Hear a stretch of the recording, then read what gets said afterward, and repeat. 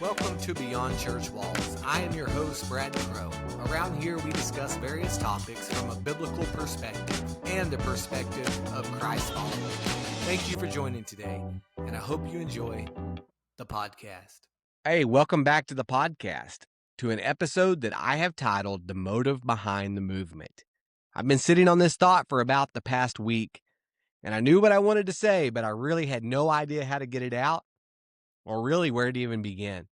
Funny thing is, last week, Kathleen, I was talking to her, and she was talking about our youngest daughter, Kelsey, and she said, she says things wrong a lot. She knows what is right. She knows what she's trying to say, but she just doesn't know how to say it right. And it was kind of funny because that's kind of what I was dealing with at that same time. I knew what I wanted to say with this episode, but I just really didn't know how to get it out. And all of this started with a simple phone call from someone. You see, they had encountered something and they're like, you know what? I just don't know if that's right. And so they called me and they said, hey, this is what happened. Is this right or wrong? They were so focused on what someone had done and whether that thing was right or wrong. But for me, the reason why this person did this thing was the real issue, because it was deceitful and it was dishonest. And this, to me, revealed a much bigger concern. It revealed what was in their heart. This person was willing to be deceitful and dishonest if it meant they could have their cake and eat it too. And now I'm going to be honest with you. Never really understood that saying because I do like cake. And I have never had a cake that I didn't want to eat. But it's a good saying that fits here perfectly. And so I'm going to use it. And that brings me to what I've been dealing with. What if we are so busy debating the right or wrong of a situation, we're actually just distracting ourselves from a bigger issue? What if, instead of allowing things to change our hearts, we have taken an opposite approach and we are reading the Bible or reaching out to spiritual leaders and advisors like a lawyer trying to beat a court case? We aren't looking for a change. We are simply looking for a not guilty verdict. And that's where I think it can start to get really shaky, because the Bible tells us in Proverbs 16:2 that a person's ways can seem pure to them, but our motives are weighed by the Lord. In other words, we can convince ourselves we're right. We can even get other people to agree with us. But God isn't just looking at the argument we're making. He's looking at why we're making it. Because somehow we can convince ourselves that feeling justified is all that really matters, even if something much deeper is going on. And here we are, driving around town with this blinking check engine light going off, telling us, pull over, something's not right. And for you non-car people, blinking check engine light, it's bad. It's not like a solid light that tells you like, hey, you forgot to put your gas cap on or something of that nature. The blinking light means stop driving or you run the risk of permanent catastrophic damage. Now, there are obviously things in life where God clearly lays out guidelines for us.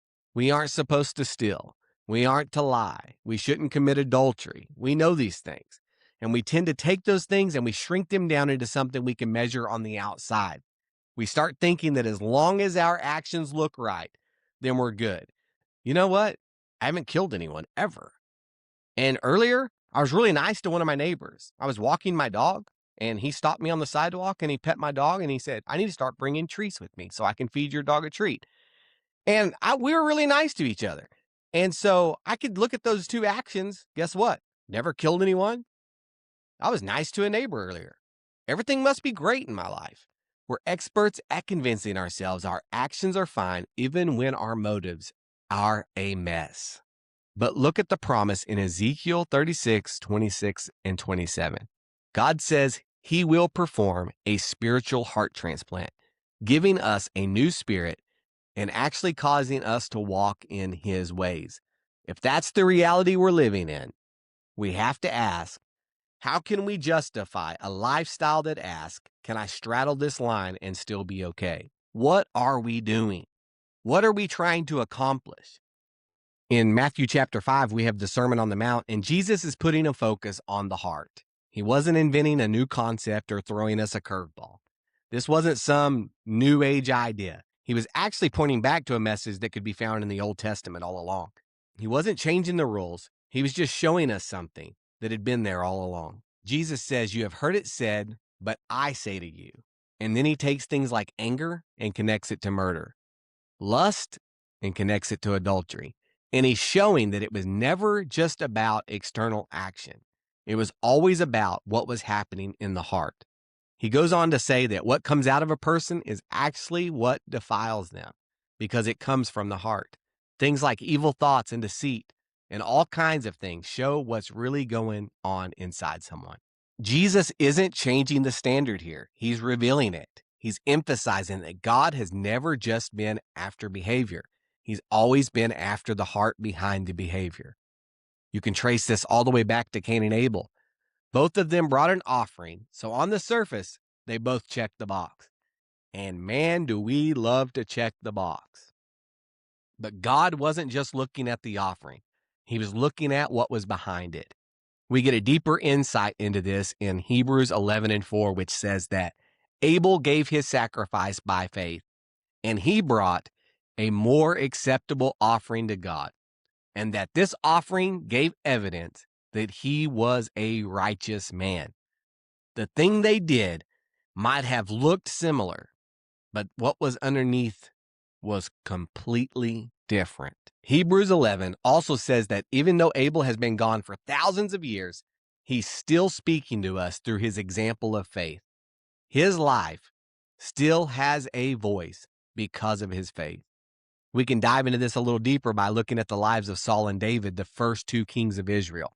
God gave Saul a very specific command through the prophet Samuel: completely destroy the Amalekites and everything they have. No exceptions. But Saul, he did not fully obey. He kept the best animals and he spared the king. And how does he justify it? By saying the animals were going to be used as sacrifices to God, because surely that will make everything okay. Now, I know some of you are listening. You're like, no, it doesn't make it okay. I read the rest of the story. But this is what we do in our lives.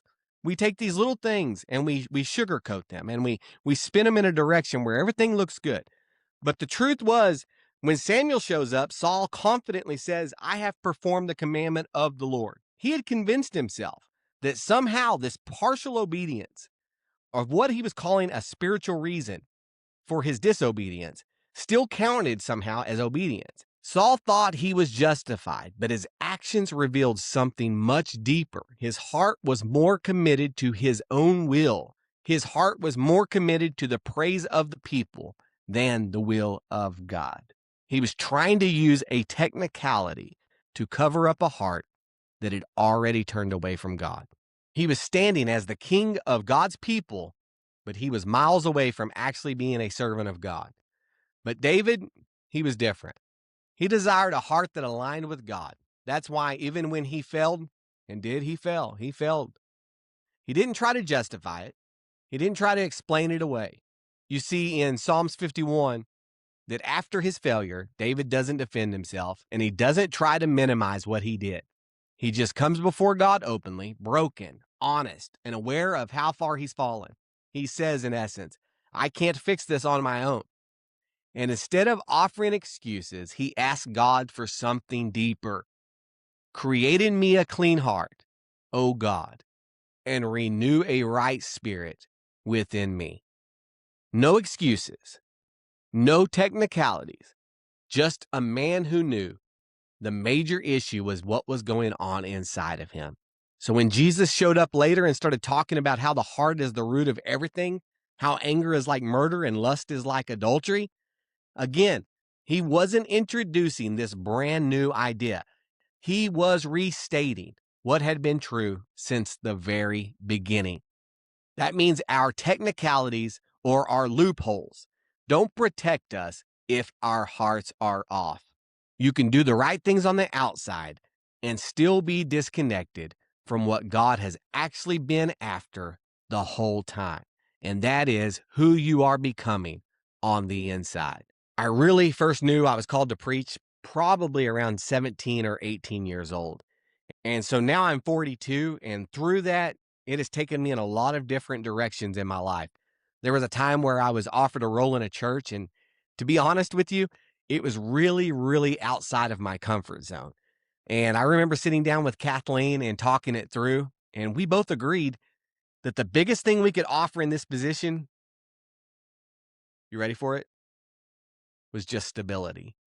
We were not going to show up as experts or a group that had a track record of success in this area. No, that wasn't us. If they wanted that, they were going to have to look elsewhere, because that wasn't what me and Kathleen were bringing to the table.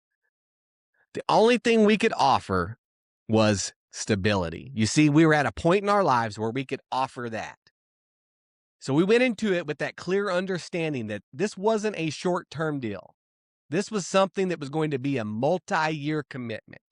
And about a year in, I was presented with another opportunity. Better title, and we didn't get that far along, but it probably was more money. And I guess technically, if you're just looking at it from the outside in, I could have taken it. But the question never was, can I take this? The question was, by taking this, what would it reveal about my character? What would taking this say about me? Am I willing to be the kind of person who walks away knowing the job I committed to isn't finished? Now, I do want to say I could have shared thousands of stories with you today where I didn't get it right. But the good news is, this is my podcast. I get to choose the stories. And so today, I got to choose one of the very few stories where I feel like, guess what? I got it right. So I want to leave you with this today. If you find yourself constantly dealing with the issue of right or wrong, what if, just maybe, just possibly, hear me out, what if you are focused on the wrong thing? Maybe you should be asking if this indicates a bigger issue. Could this be revealing a character issue? What does this question reveal about your heart? If that's you and you're like, yeah, that's me, I think we can go back to King David and the example that he provided in Psalms 51. He doesn't try to explain away or justify his actions. He doesn't shift blame, and he doesn't hide behind his position as king. Instead, he comes to God with honesty and brokenness. He essentially says, I've sinned, I've fallen short, and I need your mercy. And guess what? That's every one of us. Every single one of us has sinned.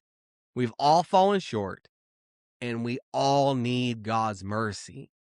There's nothing in the psalm that shows David trying to protect his image. Boy, we love to try to protect our image. You don't see him trying to protect an image, just a heart crying out for repentance.